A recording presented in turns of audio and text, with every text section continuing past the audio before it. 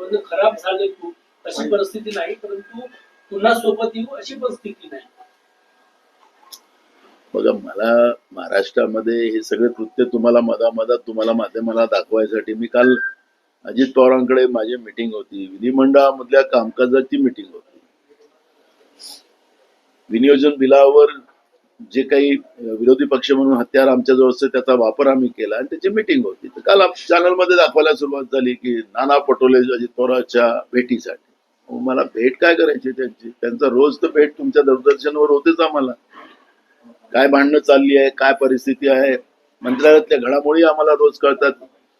Secretary लोक कसे वागतात, त्यांची गंमत कशी बघतात, त्या सगळ्या गोष्टी माहित आहे.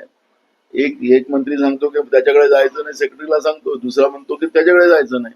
तिथं सेक्रेटरी लोकांचं पण फार तीन तेरा झालेले आहेत. अशी परिस्थिती त्या ठिकाणी आहे. त्यामुळे जे काही लोकशाहीचे आयुध असतात ते आयुध वापरून आम्ही एखाद्या मिटिंगला गेलो, माध्यमाच्या भेटीला गेला. अरे त्या भेटीला गेला म्हणजे काय, मी गेलं भेटीला गेलं म्हणजे काय, काही समजतच नाही. म्हणून मला मुद्दा असा आहे की मुख्यमंत्र्यांनी काय कोणाला सोबत घ्यायचं कोणाला नाही घ्यायचं तो त्याचा प्रश्न आहे, पण ते राज्याचे मुख्यमंत्री आहेत. ते फक्त अदानी अंबानीला जमीन देण्यापुरतं नाही,